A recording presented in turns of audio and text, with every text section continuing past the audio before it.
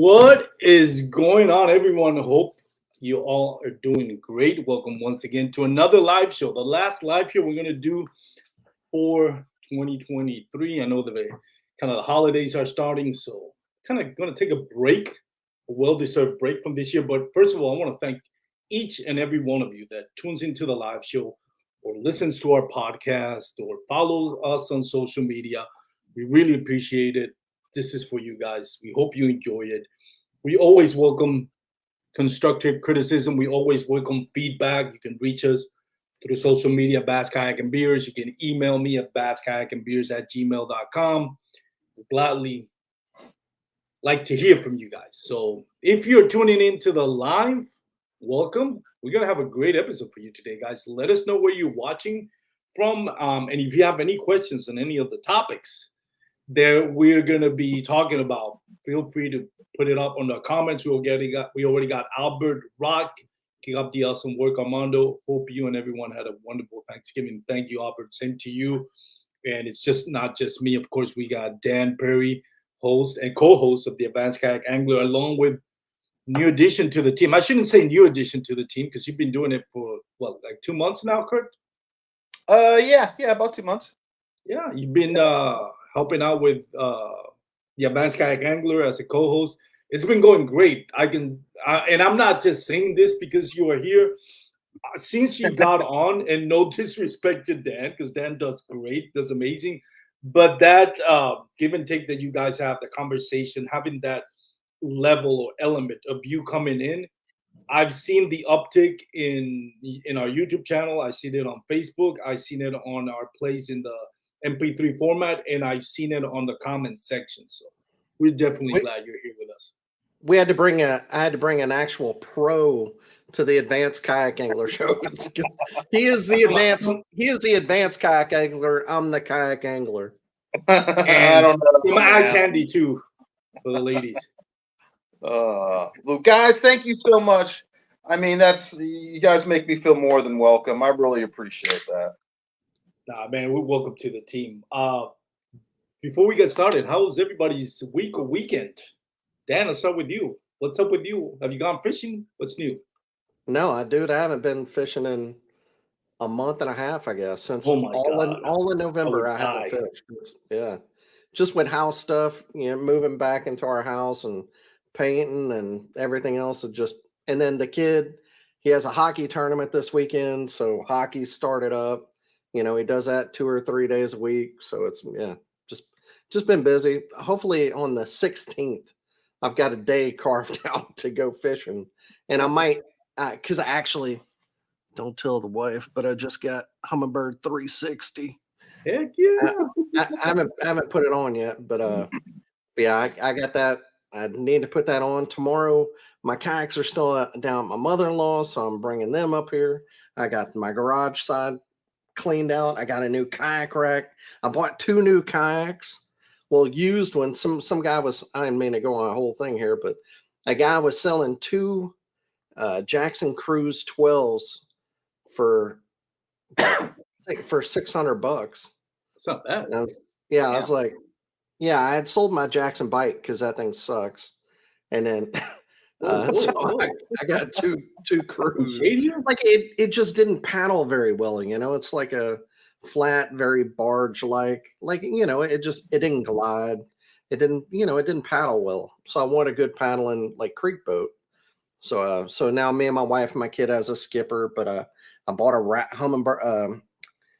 at Academy, so I put that together. So now I'm very organized. I'm excited. It gave me a chance moving out and then moving back in. Now I got all my stuff organized in my garage. I got to go through everything, so it's kind of a refresh. I like it, That's awesome, man. Kurt, what about you? I've been re-rigging my kayak and redoing all the electrical stuff on it, and I got everything wrapped up to the point. I'm still waiting on some lights, but I got everything wrapped up so I could get on the water today. And I mean, I ain't gonna lie, I smashed them today on the Ohio River. Now these are Ohio River spotted bass. When I say I smashed them, you don't catch fish like over 18 inches normally. That's like you catch an 18 incher. That's like a 23. you know, from where I live on the Ohio River. But it was, I mean, it's still fun for me. In my area, it was like a really good day of fishing. So I was catching really big crappie too, off like in 2 feet of water. I was like, why are you guys hanging out? Wow. And the crappie were almost bigger than the bass. I mean, these were like giant crappies. Yeah, and it's on the Ohio River, so you never know, right? I mean, it's fish move in, fish move out. They're multi-species, but man, it was a cool day. It was fun. It was fun. It was nice to get my kayak all rigged and hit the water and not have to like be on the water messing with stuff. You know what I mean? Because a lot of times when you re-rig, you go out and you got to like mess with it. I got out and just everything worked like it was supposed to, and it was awesome, man. I can't lie. But besides the new live scope transducer, what else did you do different? So I redid all my electrical stuff and moved it around so everything is actually like secure and in place. Last year, before the season started, I ran out of time with my rigging because my work picked up and I just didn't have time to really polish it out. So I kind of just made a big rat's nest and jammed it in my hole and just left it for a whole season. So when I came back to it, I was like, I want to do the Tim Percy delete plates for my rod tubes on my PA. Oh yeah. And I moved some switches around. I got the electrical all straightened out. So now I don't have any power wires on the bottom of my hull of my kayaks and any water. Everything's up out of the water. And I got 2 live scope transducers hooked up, and I got them placed really well so they're not like making my boat lean to one side because those black boxes kind of weigh a little bit, you know. So it's nice getting everything straightened out, you know. So you have 2 live scope transducers? Wow, look at you, Mr. Big Spender. For what? Like, is it like scout and perspective, or you just use them at the same time? Exactly. So it's like, so in Garmin's terms, it's perspective and then forward. So I have one set forward so I can see in deep water and in front of me, and then the other one is perspective so I can see in shallow water and get that nice like pie-shaped view of what's happening. So all I have to do on my Garmin unit is hit, you know, you have 4 preset buttons. I just hit 1 of 2 of those preset buttons when I change depths of water. Huh. Well, that's going to be good subject to talk about because we're going to be talking about Randy Blockett. That's how you pronounce his last name. But I wanted to start off with Ben Milliken's video that he posted, not his latest video, but he posted like a week ago, talking about the dirty little secrets from the business side of bass fishing. I thought it was an interesting video. I'll tell you what I liked and what I really didn't like about the video, and I'll let you guys chime in and give me your take on it. But one thing that I really liked about the video, first of all, Ben Milliken has proven time and time again, he's a smart, savvy man. Like, he knows what he's talking about. He's very savvy. He's very smart. He's an accomplished content creator. He is now an elite angler. So he checks out all the boxes. Like, if there's somebody that qualifies to talk about all these things, I give him props. He is one of them. Total respect to what he's done. His video, if you haven't seen it, and I recommend anybody that hasn't seen it, you can go ahead and check it out. Again, it's the one where he has like Randy Blockett's face crying, which I think that's out of pocket, but whatever. And then I think Jacob Foltz also face crying. It just says exposing the dirty secrets of bass fishing business side, whatever, something like that. But basically, he outlines how big corporations, I forgot the term he used. God, I had it on my mind. Private equity companies kind of have their stake now on fishing. Well, they have it for years, but it's now bigger since COVID. And how that kind of affects negatively the bass fishing industry. And I do have to say, this private equity, thank you, Albert. I do have to say, this is one-sided. This is coming from the perspective of Ben Milliken, who is part owner of 6 Sense, and it is being directly adversely affected by the presence of companies Pure Fishing, where he doesn't call them out by name, but yet the logos are spread out all over the video. Kind of when he talks about the negativity of it, it really is a shot at Pure Fishing, for better or worse. What I find interesting about the video, again, the video is very entertaining. It is very well, very organized thoughts, very easy to understand what he's talking about. It's not complicated. It is to a certain point funny, and I give him props. The video, at that part of the video, I actually liked and appreciate the video. What I would add to the video is, first of all, it's like I mentioned, it is kind of one-sided. It does say what the negativity of this big corporation money are when it get involved in bass fishing. And for the most part, everything that he outlined, I'll say for the most part, is close, if not 100%. But it's really all the negativity about it, and that's not the whole side of the story. The other thing, it is really a lesson in what capitalism is. What he explains, you can apply to every single industry in this economy. For better or worse, our nation is built on capitalism. It is what's made the United States the global powerhouse financially for the last 100 years or so. It's what we do. It is how they operate. If you're worried about how this affects bass fishing, I got news for you. If you think they're doing this with non-essential products, think about the essential products: your groceries, your medical bills, gas expenses. Every time you go to a gas pump, all of those things are affected by private equities and big corporations.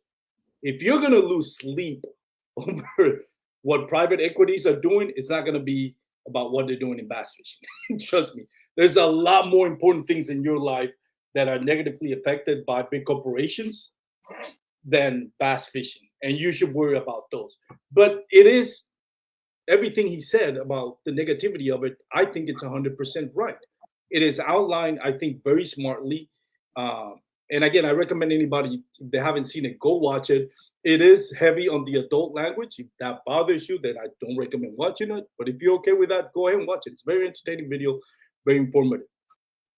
The other thing that I wanted to say, like I mentioned, it is one-sided. This is from a perspective of somebody that's being hammered as a part owner of 6 Cents, a small company, by Pure Fishing, for example. And he's struggling, to survive in this dog eat economy while being the little Yorkie and Pure Fishing being that big pit bull around the bowl, So there's still a lot of positivity that comes with private equities and corporate investments in bass fishing. It's not just negativity. With it comes sponsorship money that is bigger than it's ever been. Now, I am not an expert on the boat tournaments. I am not a boat tournament. I don't even watch boat tournaments. To me, bass fishing is not a spectator sport, although I do respect people that watch it and are fans of it. If you enjoy watching it, yeah, go watch it.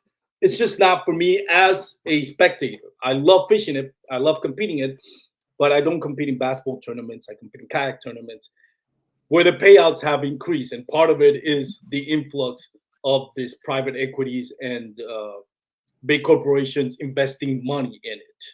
Why, supposedly, as he outlines in the video, it hasn't translated to tournament fishing, I think that's more of a question for the tournament anglers. I don't think that's Pure Fishing responsibility to take care of the payouts.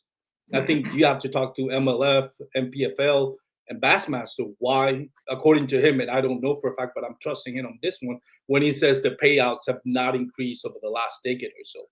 I believe him when I said that, but I don't think that has they have some, but they have some. Okay, so apparently not at the rate of the growth of the sport. Yeah, like last year, Bassmaster, they used to do $10,000 down to 50th place, and now last year, I believe it was to like either 55th or 60th. So it was like it's an extra $100,000 per event that they were paying out. And if you do that over 9 events, I mean, it's a lot of money. So So let me ask you this, Kurt and Dan. Do you feel that from the standpoint of a bass boat tournament, strictly about that, because you guys know more about that than I do, does big private equities, big corporation investing in this industry affect negatively in some way? What ways does it affect negatively? What ways does it affect positively? I'm sorry. So honestly, I can't speak about the bass boat tournaments. I'm a kayak guy. I started fishing kayaks. I never owned a boat. I have a few friends that have motorboats, but we all end up fishing in our kayaks. So, and I've never done a motorboat tournament. But what I can relate to in that Milligan's video to myself personally is private equities coming in, buying a company up, and then there's changes, right? And let's face it, when you're on pro staff or you're sponsored by these guys, we're kind of low guys on the totem pole. Yep. Right? I mean, look, just being real. We're kayak guys. Most of us don't have the presence of Kevin Van Dam or some of the other big names from the motorboat side. So we're low man on the totem pole. And like he says in his video, what happens when they first buy a company? Well, they're looking at places they can save money that first year. Pretty much pro staff is going to be gone. Yep. Especially if you're on the side of pro staff where they're giving you some money, or they're heavily giving you product, or you're costing them money. You're probably going to be the first thing cut. That's just how it goes. And unfortunately, we're seeing it in the kayak world, right? Hobie got bought. Maui Jim, another one of my sponsors, got bought. I mean, really? Yeah, they did. And I'm a big Maui Jim fan. I'm still a big Maui Jim fan. We got let go this year. The whole program got cut. Sorry, man. They didn't keep anyone. They didn't keep a single person. They cut everybody. But they just got bought. I mean, I kind of knew it was coming. As soon as I heard that they sold, I was like, uh-oh, here it comes. Because now we go from Maui Jim being owned by a guy named Jim, right? I mean, quite frankly, it was a single owner company, and then it moved into private equity, which is a group of investors buying it, and they're very much profit driven. And I can understand their perspective, but being that low guy on the totem pole, it doesn't feel good. Yeah. Losing a sponsor never feels good. Losing someone who gives you money never feels good. Losing, and it's not even just the money side of it. For me, I was friends with the guy who I dealt with for the pro staff side of it and the sponsorship. I was friends with those guys. You know what I mean? And now, I still talk to both of the guys, but now you just don't. You don't interact with them as much, and they both still work there. Good guys, but I can relate to what he says in there and how that's affecting the industry. Is it good or is it bad? Because in a couple years things are going to change. Now Maui Jim's going to have more equity. They're going to have more money to do stuff in the future. How they spend their money? Is it going to be on fishing? I don't know. It really depends on where they feel like their future is and where they can get their growth from. So it's good and bad. Yeah. I have heard of a few people in the motorboat side who have gained sponsorship when private equities came in. They got rid of everybody except for a couple anglers, and then those couple anglers got more money, their share of the pie got bigger when everyone else lost their share. So for a select few people, it's helped them, right? But for the vast majority, when private equity first moves in, that pretty much means you're gonna lose your spot. Yeah. I mean, go ahead. Now, when you said pure fishing, right? Well, pure fishing, there's a ton of people on their pro staff now. Private equity came in, bought those companies up, and they have a monster pro staff. I mean, it's a monster machine of pro staff, right? So there's a lot of people who are getting a discount or some type of sponsorship from pure fishing. And that's helping a lot of people, and that's ended up being a private equity type situation. And that's what I wanted to touch on, because like I said on the video, everything that you said, he kind of said on the video, well, the negative part about it, the pro staff and all that. and he's absolutely right about that. I just think people need to understand with this, watch this video. This is from the perspective of part owner of a small company, small business, and I totally understand. I'm a small business owner myself, so I understand the struggle that comes and the pressure of big corporations coming into your industry.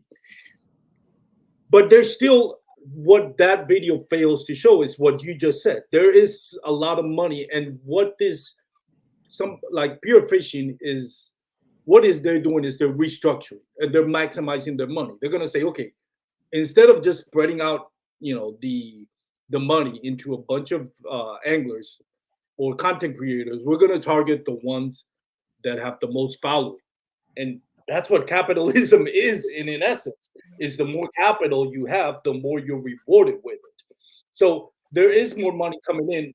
As far as sponsorship for tournament anglers, that has to do more, I think, with the fact that a lot of these companies, especially pure fishing, are finding that it is more valuable for your brand to spend it on a content creator than it is on a tournament angler. Because not everybody watches a tournament. 100 millions, maybe millions of people are tuning in, but it's not a 15, 20, 25-minute video dedicated on a bait. So you really don't get to see, your product being displayed. You might see the logo on the back of the jersey, but that's really about it.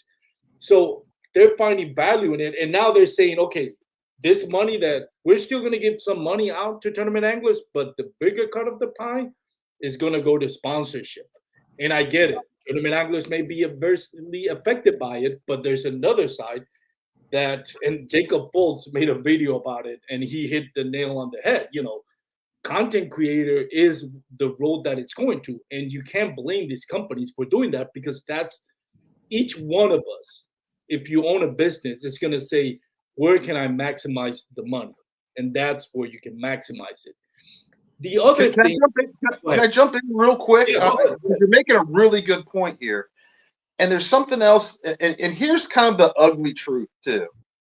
These companies that got bought out, a lot of them have pro staff that has run for a decade or more, right? Mm-hmm. And this is kind of the ugly truth here, and I'm probably going to hurt some people's feelings, and I'm not meaning to do that, but a lot of people who get on some of these legacy pro staff situations, man, they're just not doing stuff anymore. They might have like 5 years ago, 10 years ago, but you end up with this giant pro staff, and there's 3 people that are actually doing everything that you're actually making money off. And like you said, it's content creation now. We have transitioned, because of YouTube and the internet, from watching mainstream TV, right, and watching big bass boat tournaments. That was our only outlet to get information. Now we can see everybody's stuff. We can see Uncle Joe's stuff. We can see Tom's stuff. We can see Uncle Larry's stuff. And who is making the most and best content creation is gonna start winning out. Now, a lot of people don't want to look at this as a business, but that's what it is. And we are salesmen. When you are working for these companies, they're literally going, how much can this guy sell for me for how much I'm giving them? If I'm giving him $500 worth of product, they have to understand that that has dollar value to the manufacturer. And if he's giving it to you at cost, that's $500 out of his pocket. He wants a return on his investment, just like anybody else, right? When you get any type of other advertising, you're going to spend money and you want to see something come back. That's the ugly truth of it. And you may be a really great angler, but if you can't speak on camera, you don't do any content creation, you're putting yourself at a disadvantage to get your share of that pie. And there's only so many slices, and the slices only get so big. That's the ugly truth of it now. I mean, and it is what it is. It's just maximizing the return on investment. And I get it. Like I said, I'm not saying that what Ben is saying is wrong. He's absolutely 100% right. But there's also the good side of it too, like the advantage of it. And you have to play the game. It's capitalism. It's what it's always been. It's what it's always going to be, and it's not going anywhere. And it's your job. It's your responsibility to take advantage of it and play the game to your advantage. The main thing that I have with this video, and I don't mean to take a shot at Ben for this, but inevitably, I guess I am taking a shot at it. But I don't mean any disrespect. I respect him. He's a terrible drawer. He a what? Terrible artist. What do you mean? No, I mean he's an accomplished content creator, an elite angler. Nobody can deny that. And a savvy, smart businessman. What I didn't like, and that if that video would have ended a minute earlier, I would have been fine with it. I don't like where at the end he kind of says, "Think about what you mean when you say grow the sport instead of shrinking it." Kind of putting it out there for those content creators that are, even though he didn't call out content creators, but basically what he's saying, that phrase, all content creators use that phrase, right? Let's grow the sport, let's grow this, let's grow that. So the tournament anglers. And to kind of say, oh, tournament anglers, people investing money, think about what you're saying. That is as ironic as it gets, because I can't think of anybody more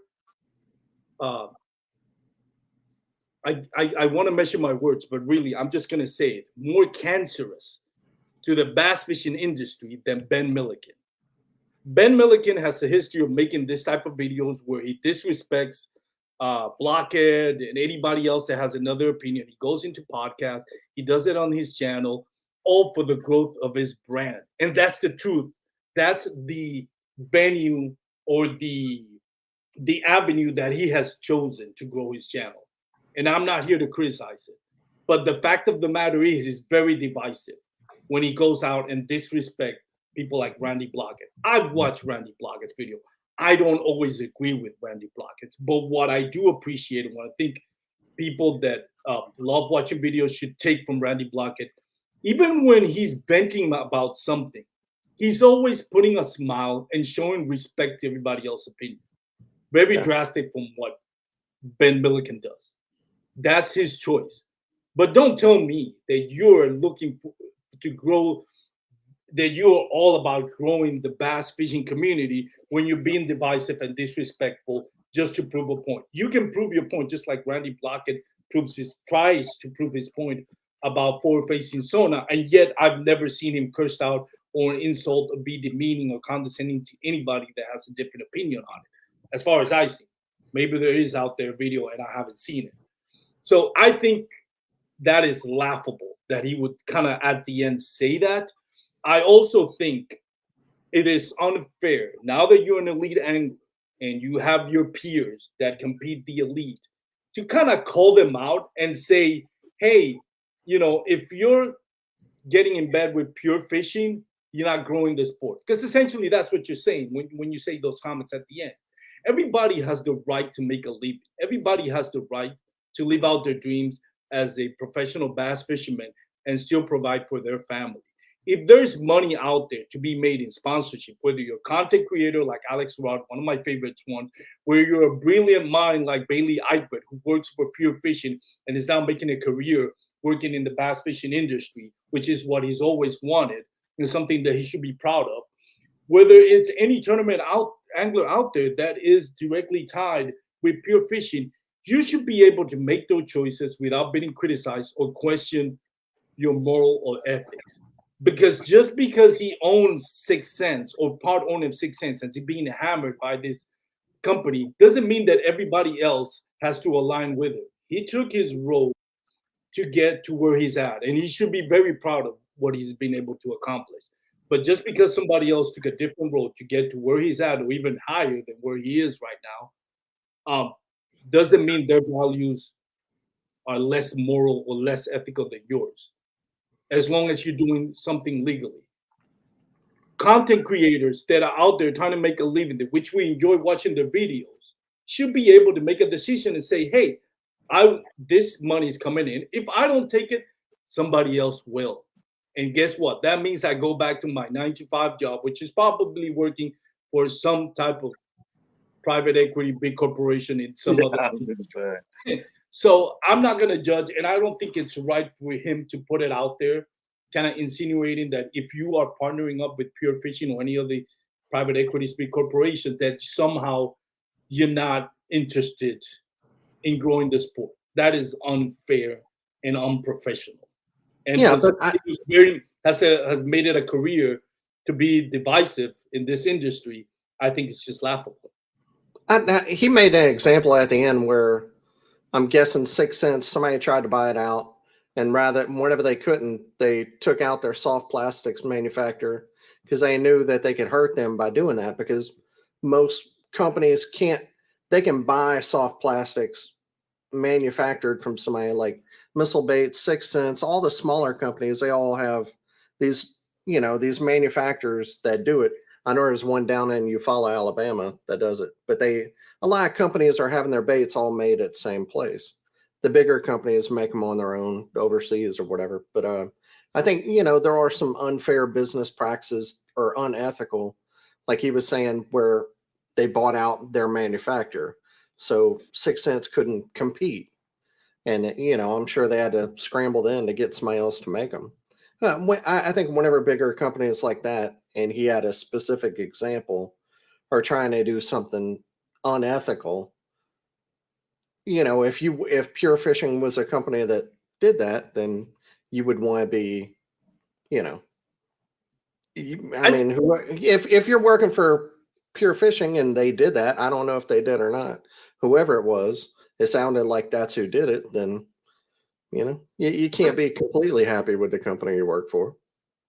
But that's not. I mean, what I would say to that, Dan, and I don't totally disagree with you, but I question whether it's unethical. If you and I both own a soft plastic bait company, we're both making a kilo during COVID, and now each of us have the opportunity to buy out the company that provides us the material and says, "Hey, if I bought it, now I'm my own supplier and I can upcharge to my competitor." Guess what? If you don't do it, if I don't do it, Dan's going to do it. So it is what capitalism is. If they were making their own baits and they bought it their manufacturer, so they couldn't make. So other companies. So well,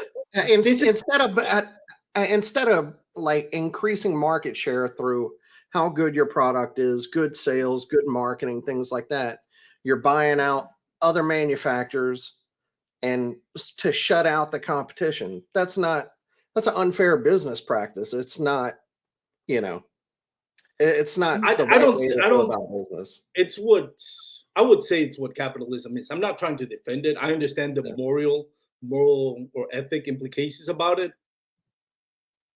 Let's face what happens. It's not nice. Yes.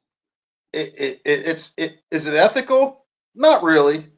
But when it comes to business and you start talking to real business guys, man, they're sharks. Yeah. And they find a way. That's what they do. It's not pretty, it's not nice, but this is what like kind of drives our economy now. Now, Ben Milligan, he's upset that it happened to him, right? Because he's talking about his experiences and stuff. If it didn't happen to him, he wouldn't be as upset about it if it happened to one of his competitors, right? Exactly. Yeah.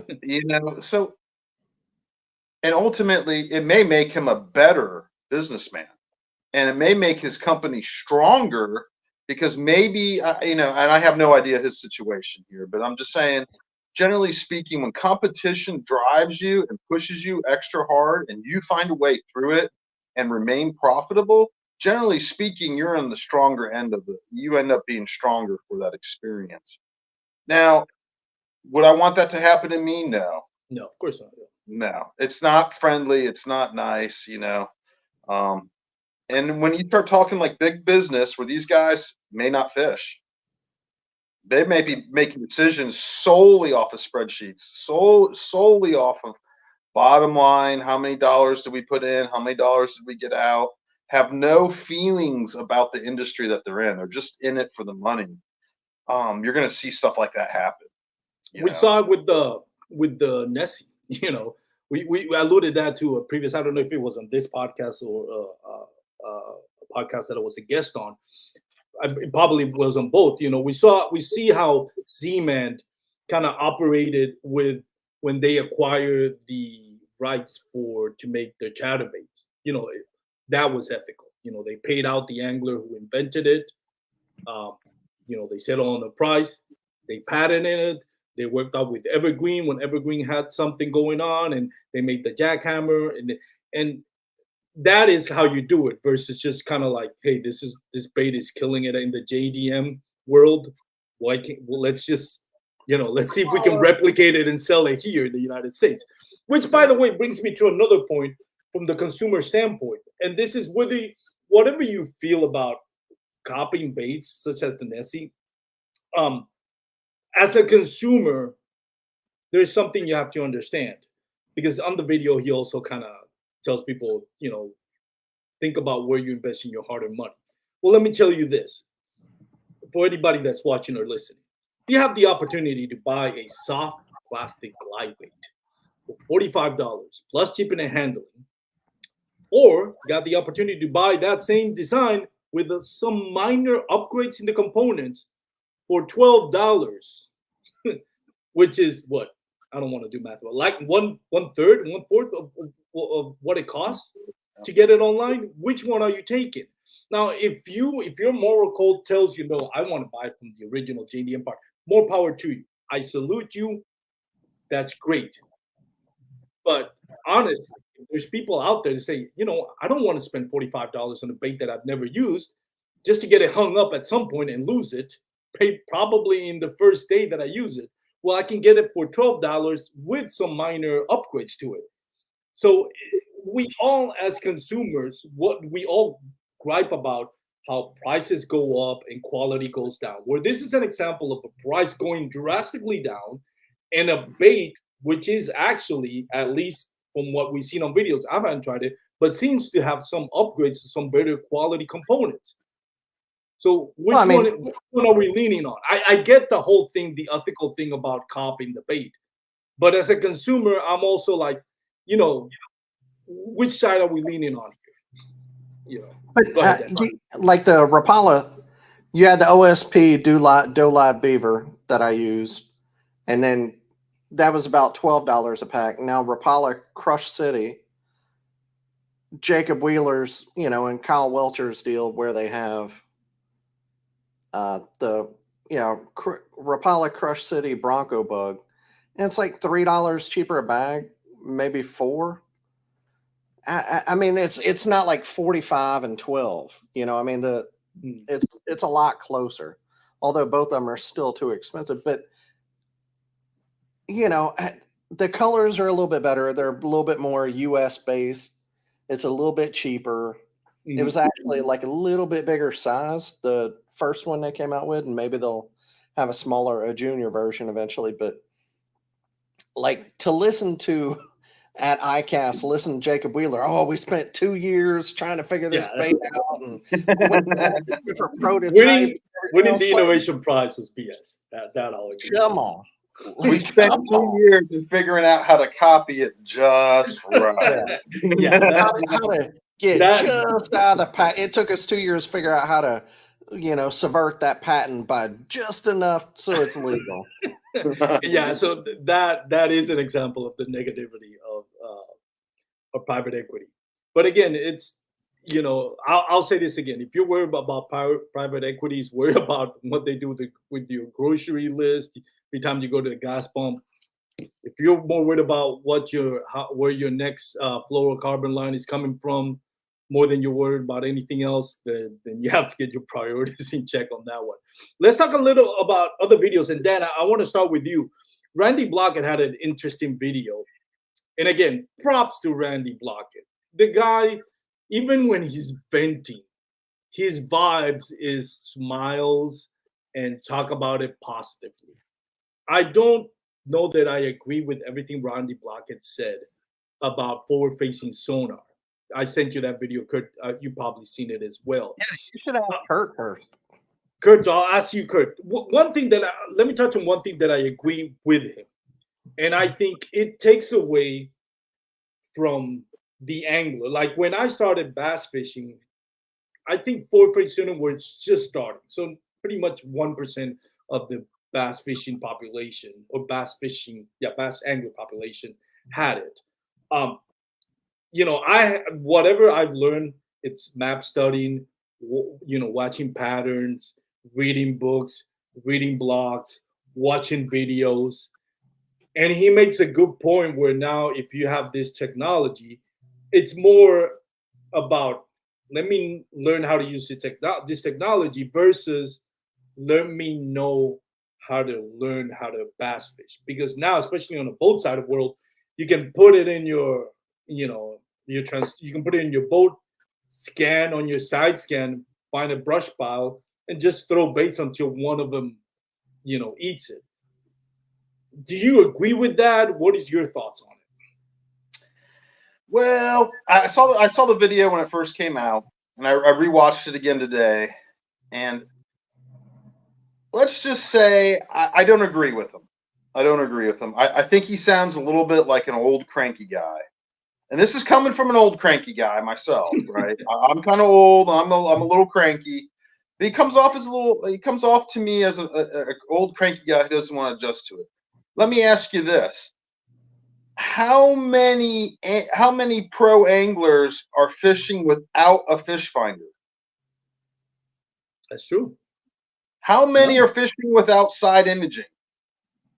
I would venture to the tournament side. I would venture just keep Poche. Yeah, maybe keep Poche, right? But honestly, when side imaging came out, there was a lot of the same discussion, right?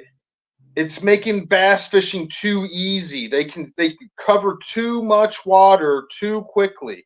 Now you just got a guy drives down a lake and he can see the whole lake. It was kind of the same argument that was happening with side imaging. And now we've gone to the next step and gone to live imaging. So we're seeing in front of us and we're seeing it live. Is that ruining the sport? Because, he has other videos where he's like, it's putting mom and pops out of business. I mean, he's very anti-forward facing. And he acts like it's just like you get it and you start winning tournaments. Well, I mean, newsflash, everybody has it. 90% of the kayak field, I think, now has it. When you go to the big tournaments, yep. When I first got it, I was like the only guy like 3 years ago.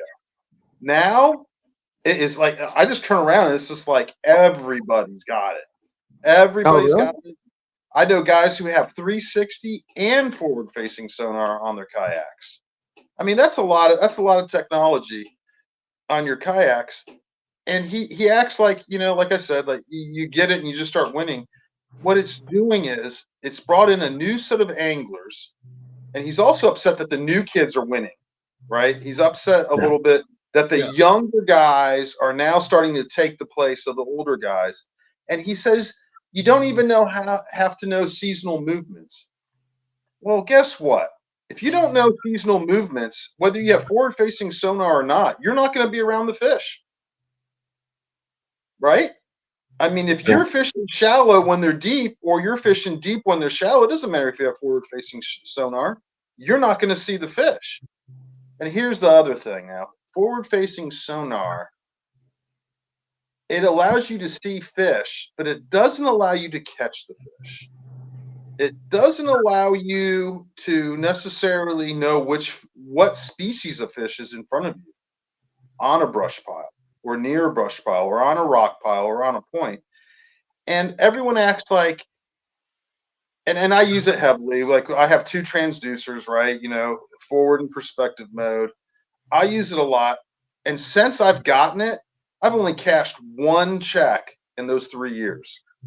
I actually have had a worse seasons, 2 seasons, my 2 worst seasons fishing the national circuit since I've gotten it. Is it because of the forward-facing sonar? No, it's not.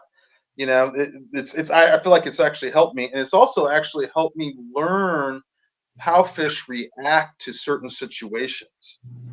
So for me, I've learned some things about fish just by watching them on it.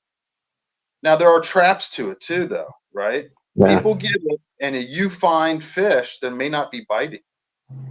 And you can sit there for hours and fish a rock pile that has fish on it and not catch it.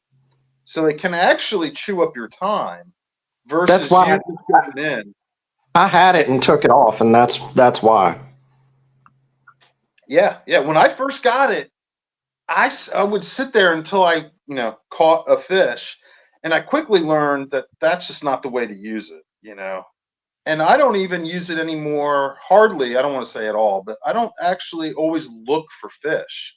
A lot of times I'm able to see some of that structure that's not as easy to see in any other way to see it, right? Like the side imaging, your down imaging won't pick it up the same way that the perspective mode might show you that there's a subtle rock vein coming out the side, right? You may not see that any other way than on perspective mode or with forward facing sonar in some other situation that I won't see fish on that, but I'll end up fishing it and I'll end up catching fish off of it. Because, let's face it, if a fish is glued to the bottom and not moving, it looks like a rock. Yeah. It's just, if that fish doesn't move, you don't know it's a fish if it's glued to the bottom. So I feel like he's a curmudgeon, man. Long story short, I just ran my mouth for way too long about this. I feel like he's a kind of an old guy who's a little grumpy, man. It comes down to the bottom line. Well, I do appreciate that he does. He's very respectful, though. He's very respectful, and he has a smile on his face. I haven't seen all his video, but the last video that I saw, man, he had a smile on his face. Like, I can't be mad at this old guy here. I have mad respect for Randy Block, and again, and I don't use forward facing sonar. Not that I'm against it. I still feel like I need to learn more about bass behavior before I implement this. And once I feel comfortable enough, then at some point I'll get it. And also because it's expensive. But Ty Cobb, I'm sorry, made a great point. Sorry, Ty, I called you Tyler on my last message. I meant to say Ty. So Ty Cobb makes a point that says, but what if it wasn't such an advantage? Would you see people like Ben Milliken competing at that level he is? That's an interesting point. If it wasn't for that, would we see dominance? If we would take forward-facing sonar from everybody, do you think there would be a change in the pecking order? Yeah, every single Elite Series tournament this year was won using forward-facing sonar. Well, including Okeechobee. I feel that's a misinteresting. I'll let you go in a second, Kurt. But I wanted to touch on that. I feel that's a misleading statement. I'm not sure because again, I don't watch the tournament. But what is the percentage of the elite anglers that are using it? Because when you say, well, the top 10% are winning it, yeah, but what if 90% are using it? So yes, when we talk about numbers by deduction, if 9 out of 10 are using it, then yes, 9 out of 10 are going to be in the top 10 kind of thing. Even like Stephen Kennedy in the grass on Okeechobee was using it in perspective mode as he was fishing like a frog. He was looking at the grass lines and things like that. So everybody's using it, but specifically how he found him on Okeechobee up the river whenever he went to Tyler Rivette. He went up the river to go catch some crappie using forward-facing sonar to get some crappie to go home and bring some fish for his house, for the guys in his house to have a cookout. And he found fish, and that's how he did it, using forward-facing sonar. So, I'm just saying it's surprising that the events like Seminole, the second event of the year on the Elite Series, was won by Joey Cifuentes out in the stumps out in front of Spring Creek, which tournaments have been won on a drop shot like way back in the day. Brett Height, I remember watching an old Bassmaster video and Brett Height was throwing a drop shot and they were freaking out about it on Seminole out there in the stumps. But so it's not like that location was unknown. But I think whenever you have events being won by a new technology, perceived new technology, it's been around for, 6-7 years now, that whenever events are being won in a way than they ever have before, on a different pattern using the technology, it's really scaring people. Like I would say I'm 50-50 on live forward facing sonar. I'm not against it. I'm not for it. I definitely fall in the middle. I think one thing I hadn't heard talked about a lot is like I went and fished a Davis Baits. It's their tournament. They have it every year on Lay Lake. And a lot of it goes to benefit. You can only use their baits. And I fished with my buddy in his boat. We did okay in the tournament. If you had 10 pounds, it was enough to get in the money, and we had 9. So we did okay. But all these guys with the big trucks, the big boats, the big everything, a lot of these guys are in their 40s and up. They're people that have a lot of disposable income. Yeah. And the people who are the best at forward-facing sonars are the young guys. I think there's a big disparity in age there that like, let's say a 20-year age gap between a 20-year-old guy who is excellent at forward-facing sonar because he grew up always knowing a cell phone and everything else, where the older guys, I'm 44, I grew up with Atari. Up until I was 22, I didn't have 23, 24, I didn't have a cell phone. So, and the people that have the money are in the 40s and up, and the people that are best at forward-facing sonar are in their 20s. I haven't heard a lot of people say, man, all the people that spend the money on fishing, most of them are in their 40s and up. All the people that use forward-facing sonar, a lot of them are 25 and younger. That's a big age gap of who's spending the money and who's winning tournaments. I think you're really alienating a lot of guys who grew up fishing patterns and things like that, and now you have people who are just out fishing schools. And it's easier to do in a boat because you can move around quicker. I think in kayaks, I believe it's a little bit less of an advantage. Yeah. Personally, so that's why I'm saying I'm not for it. I'm not against it, but I think that's something that most people haven't talked about. The sport's alienating a lot of people with the money, and they're not winning tournaments like they used to be. Eventually, those people are going to say, "Well, to hell with it. I'm selling my boat, and Humminbird and Lawrence and Garmin, y'all can all go to hell." Yeah, and that I want to talk about Jacob Folt's video on that because he kind of broke it down to a point that it cost him money. But before I go to that, Kurt, I wanted to get your thoughts on what Ty Cobb said. Do you think there's going to be, if we took forward-facing sonar for everybody, do you think there's going to be a drastic change in the pecking order? I'm not just talking about one single people moving up and one individual moving down. Do you think it would completely turn over who's as far as AOY and winnings and all that? I mean, I'll be honest with you. I don't think it would have a dramatic effect. The guys that are leading the AOI, and I know that a lot of it's like they keep saying the young guys that they're so much better at it. I mean, I feel like that's a little bit of an excuse, right? Yeah. On average, I guess.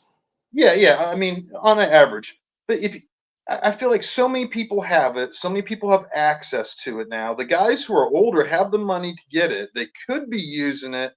I don't know that, I don't go to motorboat tournaments, so I don't really see that aspect of it. But it's always the young guys that are coming in who are making a name for themselves, who are causing the disruption, right? You know what I mean? These young guys, they're just hungrier. They're working harder. Those are the guys that would rise to the top anyway. Would there be a few outliers maybe that would disappear if we didn't use forward-facing sonar? Absolutely. But I think for the most part, the guys who are winning now would be winning if they didn't have it because they'd be working harder and they're in it to win it. They're not playing around. And here's my other thought. So we're talking about the elite of the elite anglers on the planet, right? I mean, we're talking about the biggest events being won by it. What's the difference between the guy who wins it and the guy who gets 32nd? Very little, right? Those guys are both really great anglers, right? I mean, they're pros. They're living the dream. They're on the road. They're fishing MLF or they're fishing, Major League or whatever national series that they're fishing. There's very little difference between them. There might only be 1% difference between them, right? But that 1% is enough to make that guy be first and the next guy be 32nd. So anytime you put into that mixture when they're so close in level of competition and skill, you give someone any amount of technology that they can incorporate into their fishing and make it a slight advantage, that makes them first.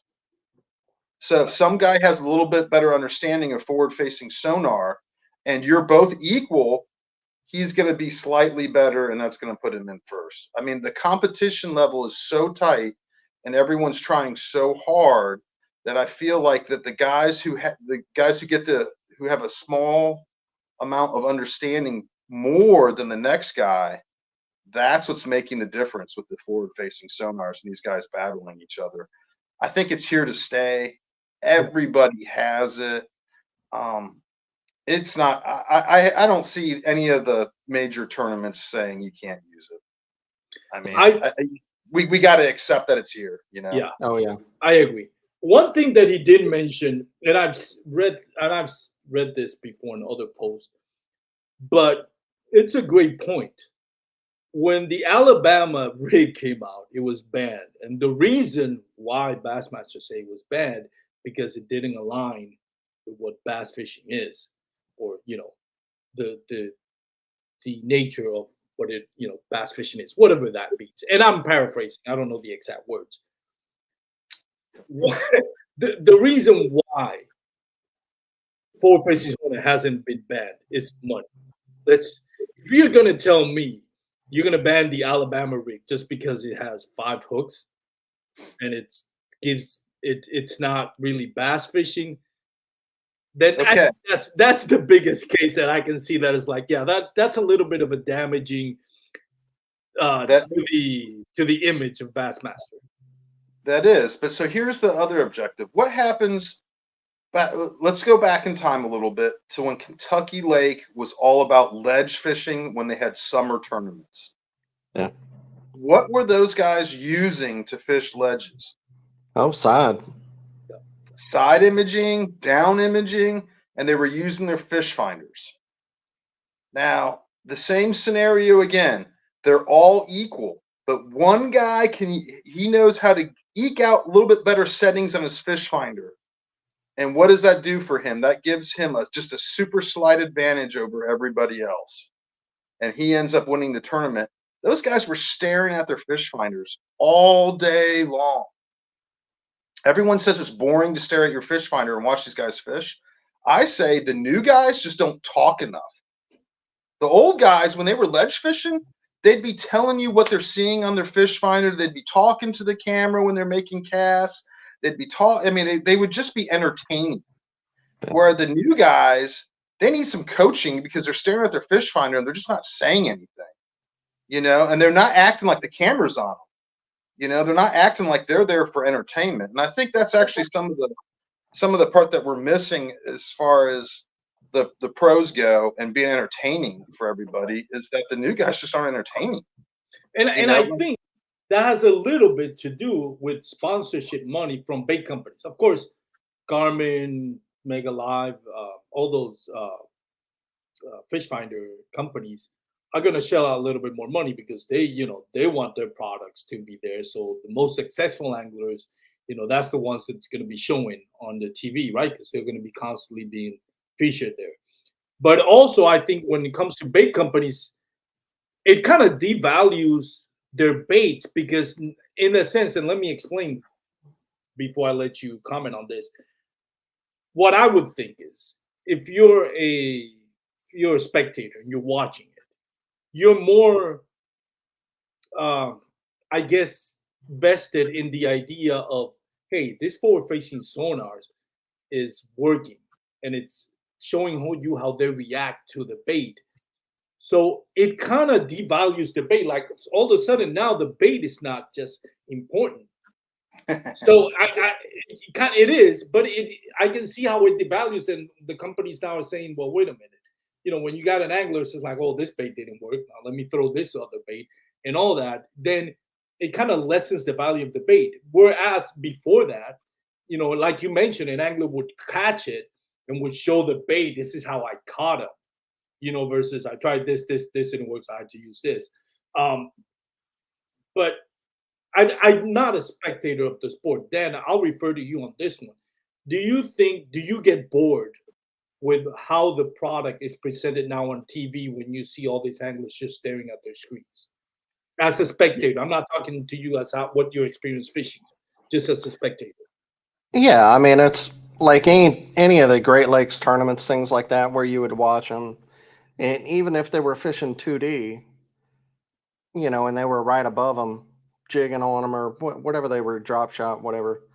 I think most of the tournaments have become that now, and those are just generally less interesting than frog fishing on Okeechobee or like visual baits, top waters, things like that. I mean, it's a little less entertaining, yeah. But I think this year they'll probably in the MPFL did it like the last tournament of the year. I didn't watch it where they actually plug into their units. Yes, that's a great idea. I think this year with all the guys on the Elite Series and probably MLF, they're all going to have to, have that USB or that plug where the cameras can go right into it. So I think that's just a adjustment they need to make, and whenever you're able to see it along with what they're doing, it'll get more interesting. But I think that's something they're changing. I mean, do you think that if those anglers actually talk to the camera, it'd be more interesting? Because it seems like when you used to watch Greg Hackney, right, and he was staring at his fish finder throwing a jig, man, he was talking the whole time. He'd be like, I'm using this such and such hack attack jig, and it's a rubber skirt while he's throwing it out there, and he would just be entertaining. He would just be talking. These younger guys, they just sit there and they do this. Oh, missed that one. I'm like, that's just, to me, I'm like, I'm not, say something. Yeah. Talk about what you're doing. Yeah, do something. Right, come on, forward facing sonar. Let's. It's been talked out, man. Oh, look, the fish is reacting to it. Oh, look. Oh, that's the other thing. There's not that much to say that. Like when you act, it's like, okay, I'm throwing this. I'm watching it react. I mean, it's different. I think when you're out there changing baits and explaining, okay, I'm going to this area. This is what I'm targeting, because you don't know exactly where the fish are, how they're reacting to your bait. It takes a little bit more of a intellectual, I guess,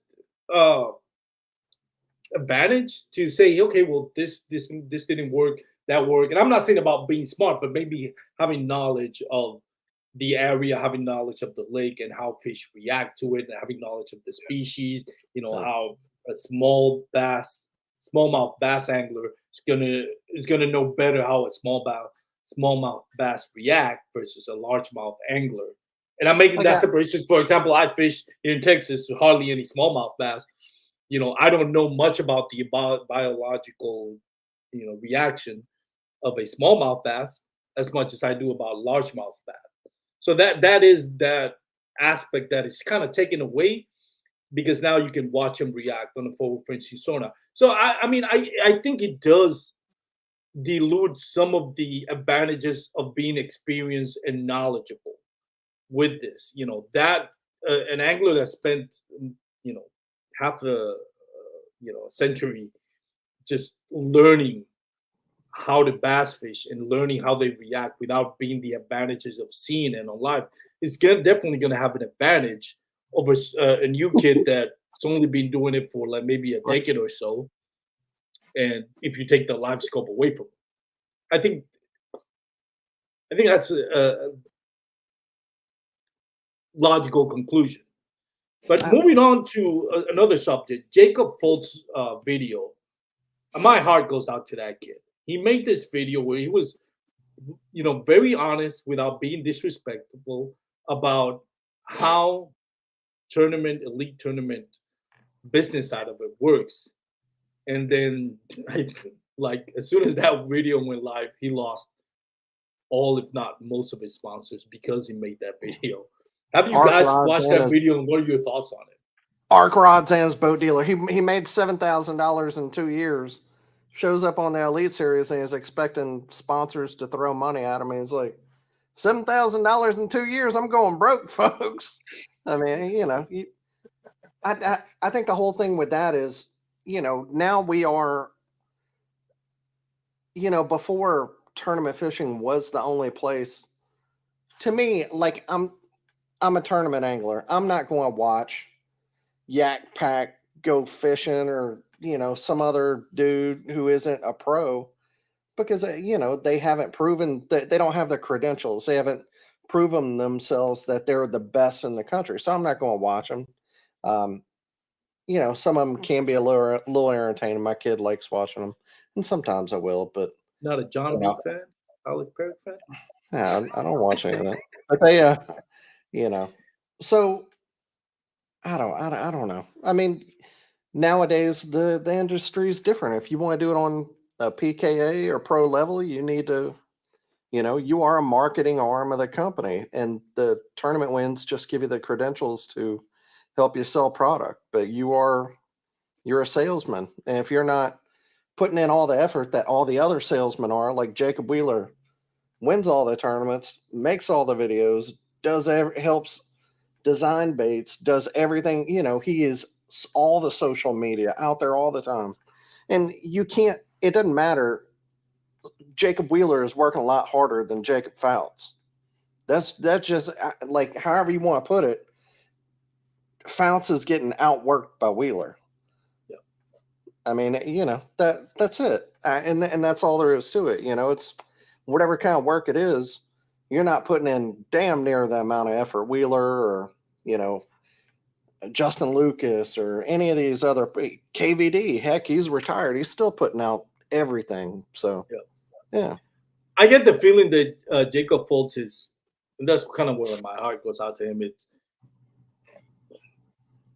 It's somebody that loves bass fishing, always loved it as a kid, wanted to make a career out of it, and that is he got it right at the worst time. Like if he would have been here 20 years ago, he would have been killing it. He would have had all the sponsorship he needed. He probably would have made it. But Good we're at angler, this too. intersection where it's not just about tournament. That does help, but it not nearly as having 100,000 followers. And it seems like he doesn't like he puts out the video, but that's not what he want to do. What he wants to do, he just wants to go out there, do great, and make a living out of it. And it, unfortunately for him, that's not what it is anymore. You have to have either a great content creator, or if you're a tournament angler, be a tournament angler, and at least a content creator with decent exposure. And I get it. I've made a couple of videos. Every time I go out, I take my drone, I take my GoPro's cameras, and once I hit the water, I'm like, screw it. I just want to fish. I don't want to make videos. I don't want to talk to the camera. I don't want to do anything with technology other than my fish finder. Yet I find myself trying to do it, and little short reels and all that. But I totally understand that side of it. Sometimes you just want to go fish and forget about everything else. You got into it because it's a pressure. I got into it at least because it's a pressure relief valve from the chaotic world that we sometimes live in. And now I'm kind of like adding all this stuff that I have to remember that I have to do that doesn't come naturally because it's not my persona, just so I can get sponsors and stuff like that. I totally get that aspect of it. Kurt, do you have anything you want to chat? Yeah, I do. I think you're right. Like if he would have come into this sport in the previous generation, before social media became such a prevalent way to advertise stuff, he probably would have gotten sponsors. But that's when the only media outlets were 5 channels on your TV, right? Because there was no internet, and everyone was watching those 5 channels. So it's just different now, right? Because now the media outlets are YouTube, and it's all online. So much of what we do is online. Like I rarely watch regular TV. It's always something to do with online, or I'm streaming something. Yeah. And that's changed the whole dynamics of how this works. Because before, if you made it to the elites, well, you were one of the few guys that were on TV. So everyone wanted to be on your boat. Everyone wanted their decal on your boat because you were one of 20 guys that were on TV. Where now everybody is on YouTube, right? I mean, everybody's doing this stuff. So now you actually have to separate yourself with good social media if you want to make it into the sport of pro fishing, right? You can't just go in and say, "Hey, I just want to go in and win tournaments." Yeah. Because even KBD, right, the most winning angler of all time that I can think of, he put out tons of content, all the time, and still does. Like Dan was saying, he's still putting out content. Things have changed now, and so many. We have to adapt. These anglers have to start adapting and learning that this is just part of the new landscape. You can't get around it. You can't win yourself around this unless you are KBD. And if you are KBD and you start winning that much, guess what? Someone's going to sponsor you, and someone's going to pull you aside and say, "Hey, we need to coach you a little bit and get you making more content." Yeah. And it's just going to happen that way. This is just our reality now. Yeah. Like Milligan, he got his start. It wasn't from winning tournaments. It was from his YouTube channel, right? And it's not even not only hard work, but it's also cost. Like, Milliken has coleslaw. He has his video guy. You have, Zaldane, Polinick, all these guys. They have a guy, or Scott Martin. I mean, they have like a guy or a team of guys with them all the time. They have full production chase boats following on video and from the side like Polinick does. That is not only hard work, but the amount of effort that goes into it, but the cost of doing business is much higher from some of those guys, and they deserve to get paid more. Yeah. And Ty, Colby, you hit it on the head when you're saying that. I don't disagree with you on that. He should have known. But I still feel hard. I still feel bad for him, just because I totally understand. Sometimes you just want to go fish and be a good angler and earn the respect and make a living just based on your talent. And you can tell Jacob I'm not Jacob Foltz. I'm not disrespecting him. I'm just pointing out. You can tell he's not comfortable in front of the camera. Just not his persona. I get it. And the ironic thing is, I'm sure somebody probably told him, "Hey, you need to make more videos. Put yourself out there. Talk about your frustrations. People relate to that." And as soon as he did, he lost all his sponsors, so most of them, because he did exactly what he was told to do. So that is just salt on the wound, man. The one time he actually makes a video that becomes the most popular in his channel, ironically, he loses all these sponsors. So this circles back around to sponsorship, right? And a lot of what we talked about tonight has been sponsorships and what they require and how do we attain them and all this stuff, right? And what we have to do for sponsors. This is where it is incredibly important for the competitive angler to understand. Pick your sponsors more carefully than you pick your friends. Yeah.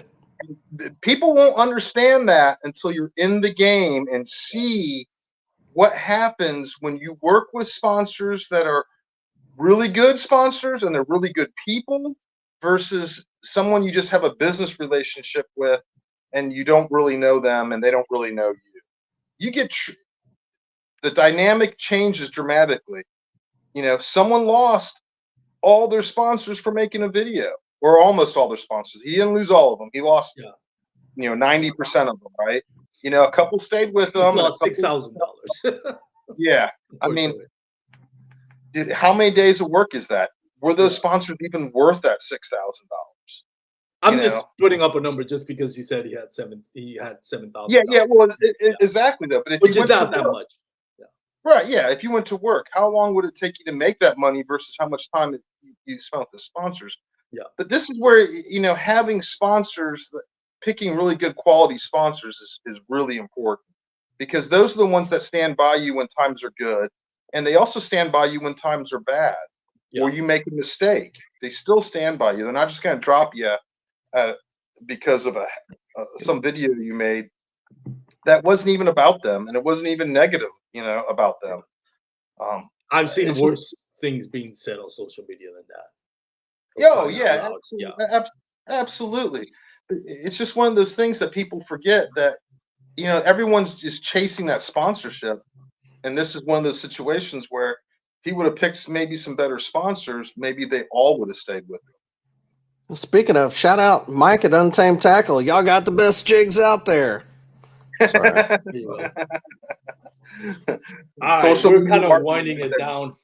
Try to slip What one in else there. can we talk about? What else do we have? What is your plans for next year, guys? Dan, I'll start with you. What do you got planned for 2024 season? 5 Bassmaster events. I'm gonna do them all.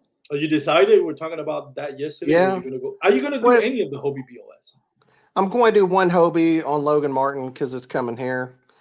Really, I could have either done 6 Hobies or 5 Bassmaster, and it's still going to be absolute limited pre-fishing.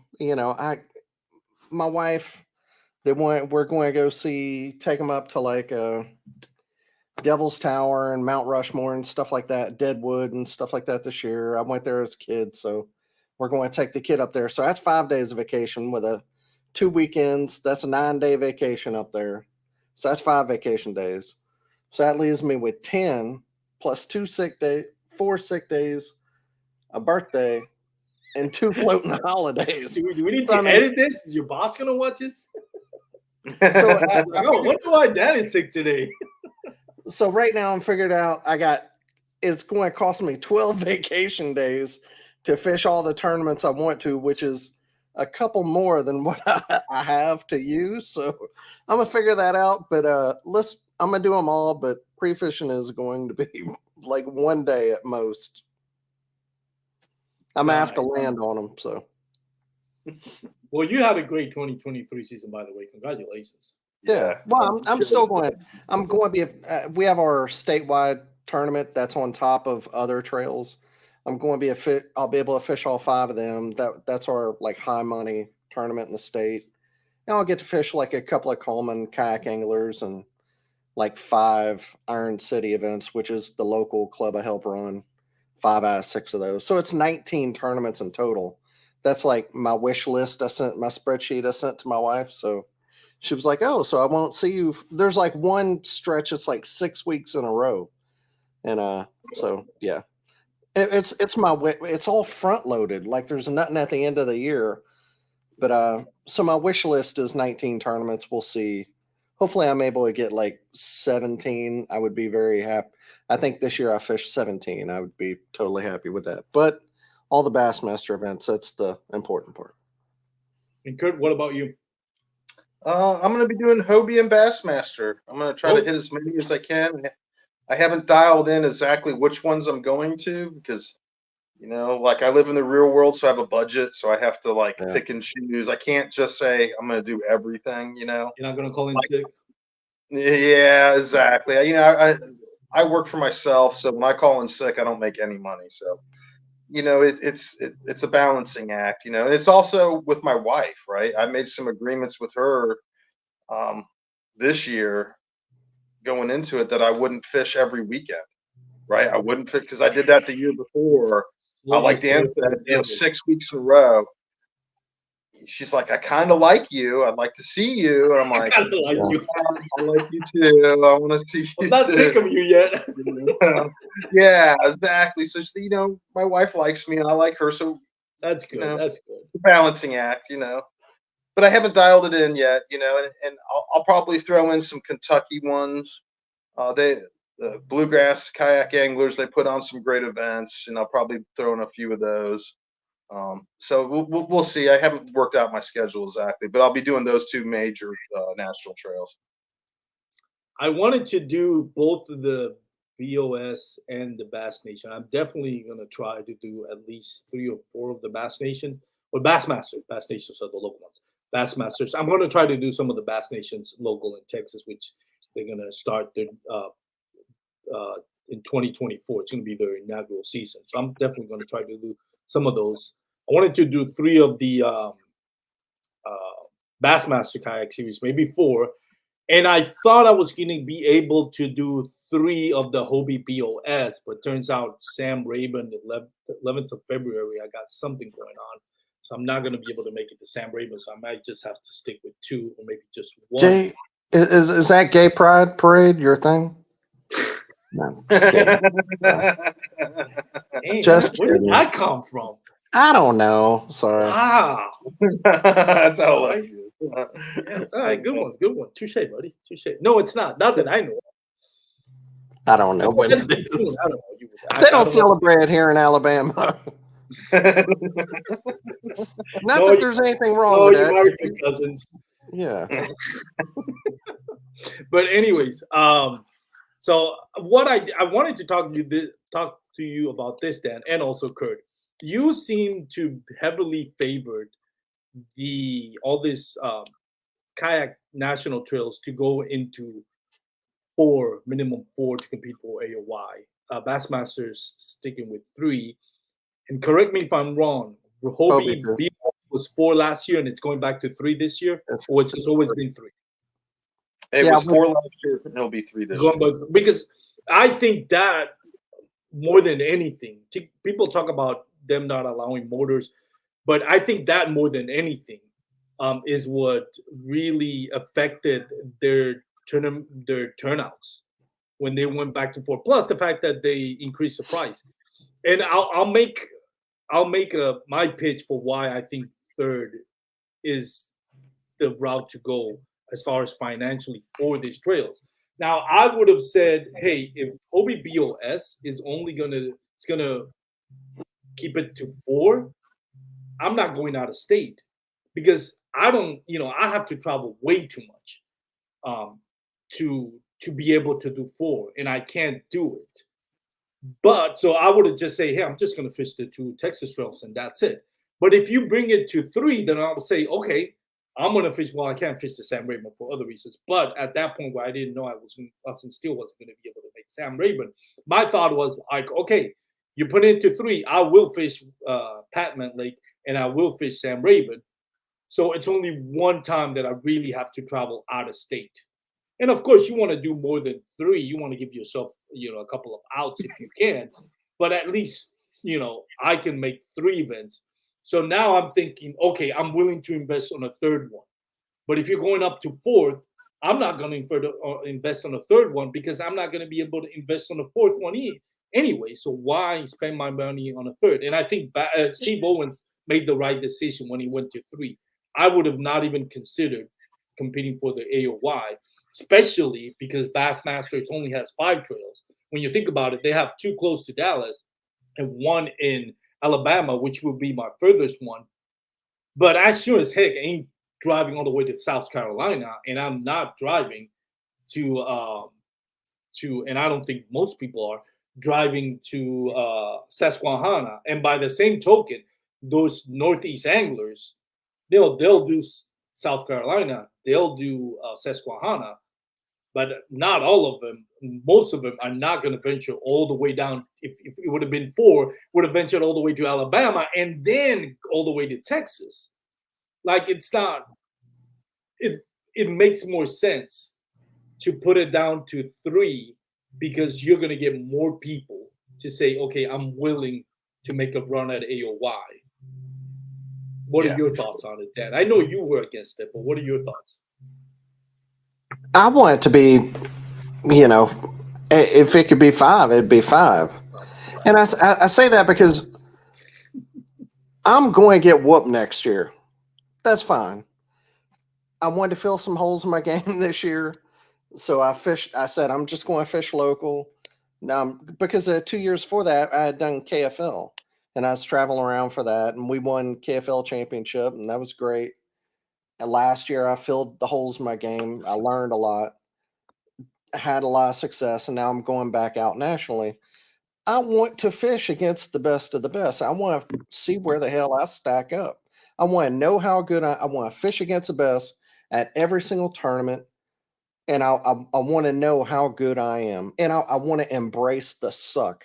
If I suck, I want to learn from it and do everything I can and be better next time. Like I want the challenge of the whole trail. And whenever, like, it's the same thing from going from a 3 to a 5 fish limit. We're actually talking about it in my club right now. We're talking about going to a 4 fish limit. And that's because whenever you have 3 fish limit, if you do really well, you catch 3 big fish, you can kind of blow it out of the water for other people who, instead of 4 fish, you can space out and they don't all have to be as big. That's the way I think about it. It's the same way with, with bass. I have no problem with it being 3. So Steve, don't get mad at me. 3's, I'm fishing your trail. 3's totally fine. Steve along more than you should. Because I have in many times put my For foot somebody in my that wants to give me with dugout bait and tackle, you sure piss off Steve. Yeah, Steve, I'm not upsetting you here. Like I really, I would just rather it before, like last year, Russ, he did so good in 3 of them. He only fished 4. He didn't, I think one of them he didn't fish. He had to do well at the last one. And Angler of the Year points don't go along with the TOC. So that's another one with Hobie. It's 3 and a TOC. Yep. Bassmaster, it's just 3. So I would rather it be 4 because I want everybody to come out and compete. And from my perspective, a guy who hadn't traveled a lot nationally with Hobie and Bass is always felt like the national level people could get a little bit of an advantage off people off the regular folks because they're out traveling and going to more events. So if they fished all of them, they would have a better shot at doing well in 3 of them because they have the other 2 to drop if they suck. So I want everybody to come out and fish all of them. I want everybody to be on an equal playing field is what it really boils down to, Kurt, I want to see out of all the events, who's the best. I don't want to have an advantage because I'm going to fish 5 of them and somebody else didn't. So we're not stacked up. We're not stacked up the same. You see what I mean? Before I let you answer, Kurt, just to go back on what you just said. I agree with what you said. I think it's more financial situation. We're not at that level where Bassmaster is right now, or the Blast Boat world is, where there's, plenty of people competing. We're not there yet. So if you do it that way, it kind of like affects, like we saw last year with Hobie BOS, where their numbers went, I wouldn't say drastically, but noticeably down from the previous year. There could be other factors involved, but I think definitely that's what was one of them. Go ahead, Kurt. What do you think? This guy won't stop talking, Kurt. I'm sorry. Last thing, I think, like, that's me saying in a perfect world how I would want it to be. I'd want all 5 to count. The reality of the situation is what you said, that we're not at that level yet, and it doesn't make financial sense to make. Steve is making the right decision. I just, in a perfect world, want to go apples to apples against everybody fishing the trail next year. That's it. Fine, Dan. You can have the last word. Can we listen? No, I didn't mean to. I'm sorry. Go ahead, Kurt. Go ahead, Kurt. Sorry about that, Kurt. Oh, no, it's all good. It's all good. I like to hear it all, man. I agree with a lot what Dan said. In a perfect world, it would be 5 events, right? And we would all be able to fish every event. But, these tournament directors as AJ and Steve, they have to make some tough decisions, on how these things are going to lay out. And the bottom line is they're not going to make everybody happy. There's going to be someone who's going to do a video and he's going to be like, oh, I got robbed, or I don't like this, I don't like that. So, I'm fine with it being 3. It makes it a little easier for someone like me to possibly be able to get into their championships. Because I probably will only be able to do 3 Bassmasters. That's how it's looking for me right now. I haven't worked everything out yet, but so my chance is going to be like in those 3. That's all I got. I'm not going to have the chance to fish all 5 and drop 2, but with 3, I get a chance to go. If it was 4, and my schedule didn't allow me to do 4, I just wouldn't be able to go. So I'm okay with it being 3.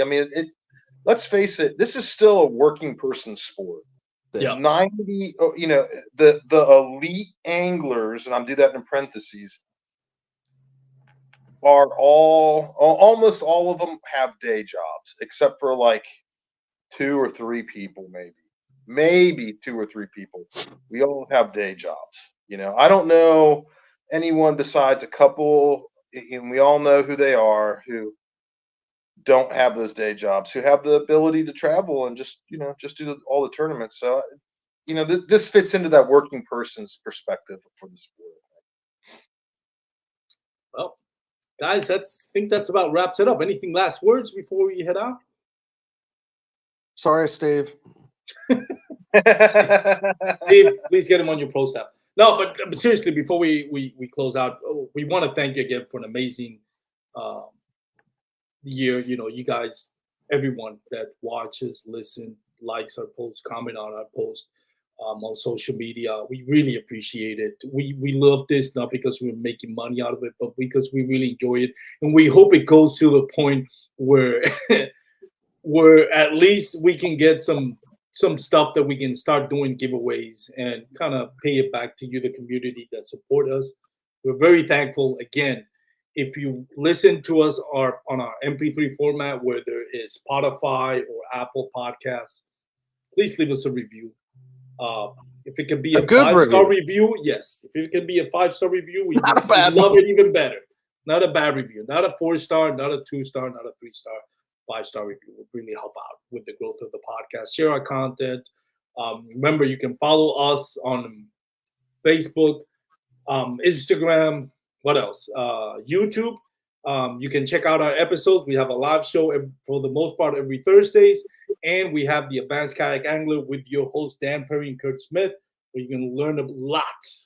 Wealth of knowledge is shared on that podcast with both of these gentlemen right here and their special guests for each episode, where they break down bait or technique or something that's definitely going to improve your bass fishing experience. So on behalf of each and every one of us, thank you for your support.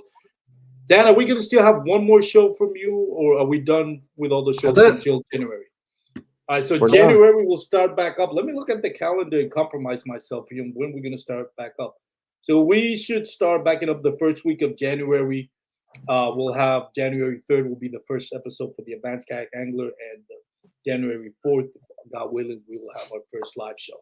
So enjoy. And we do that because listens go like way down during December, so it's nobody's watching anyways. So, and you can listen to any episode that you haven't listened to. Yeah. So catch up. Yeah, catch up. Thank you, guys. Anything else? You guys want to plug in your sponsors? Your own personal sponsors? Already got one, Kurt. I'd like to thank Hobie, Fishing Online, not Maui Jim. Not well. honestly, it all comes around. I want to thank Maui Jim for everything that they've ever done for me. I appreciate those guys. They protected my eyes for years. I can't really thank them enough for everything that they've done for me. Also, I just remembered, Miller Tech's been a big sponsor of mine too. Batteries powering me. Those guys have been great. Thank everybody. Thank all the listeners. Thanks for all the anglers. Thanks for these opportunities. This is the time of year to be thankful, right? Yeah, that's right. And everybody that commented, Albert, Little Pug called Dakota, Ty, I hope your wife's doing good, Ty. Oh, what happened? Well, I mean, it's on Facebook. She's been battling cancer. So. Oh, I didn't know that. Ty, hope everything is doing well. If you're watching or if you listen, Ty, I hope your wife's doing well and it does better. And prayers and thoughts and prayers definitely with Ty and the Cope family. Wolf of Walmart, thank you so much, man, for joining us. Everybody that commented, thank you. We'll leave you with that. Have a great night. Peace out. Wear your PFDs, everyone.